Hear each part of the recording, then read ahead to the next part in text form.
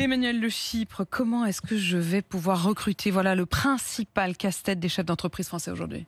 Oui, une entreprise sur deux peine à trouver le ou les oiseaux rares dont elle a besoin. Le nombre de postes de vacants ne cesse de croître dans les entreprises privées de plus de 10 salariés. Donc on parle même pas des petites entreprises de moins de 10 salariés.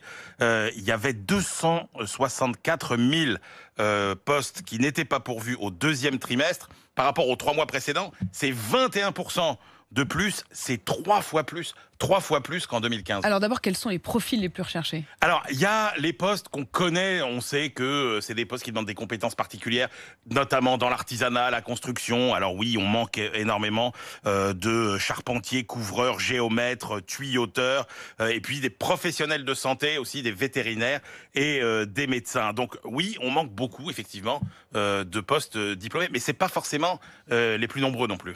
Parce qu'il y a aussi des métiers pour lesquels il est très difficile de recruter et qui ne sont pas exactement dans cette liste. Eh ben exactement.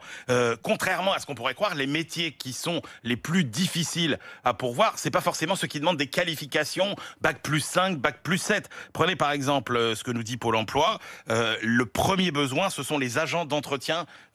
114 000 postes à peu près proposés. Deuxième famille de métiers les plus demandés, c'est les métiers du soin au sens large, dans les hôpitaux, donc cliniques, EHPAD, etc. aussi. Et puis le soin à domicile. Là, il y a 80 à 90 000 postes chacun pour chaque secteur qui sont à pourvoir. L'autre grand secteur recrutaire, c'est évidemment la restauration en cuisine comme en salle. Là encore, en cuisine, 90 000 besoins de recrutement, 90 000 aussi en salle. Et puis plus structurellement, toujours les gros besoins d'agriculteurs salariés ou d'ouvriers agricoles. Donc vous voyez, c'est pas les métiers les plus difficiles peut-être, mais c'est des métiers... C'est souvent des métiers pénibles Alors, et mal payés. C'est exactement ça, Apolline. C'est des métiers dans lesquels il y a une espèce d'incohérence entre la pénibilité d'un côté, qui a été rendue moins acceptable par la crise sanitaire. C'est vrai qu'il y a des gens qui se sont rendus compte qu'ils ne voulaient plus faire ces métiers pénibles. Donc, la rémunération trop faible, la pénibilité trop grande, et puis peut-être le rapport au travail qui a été modifié. Souvenez-vous hier de cet auditeur qui nous disait que sur 5 postes, il en avait 2 qu'il n'arrivait plus à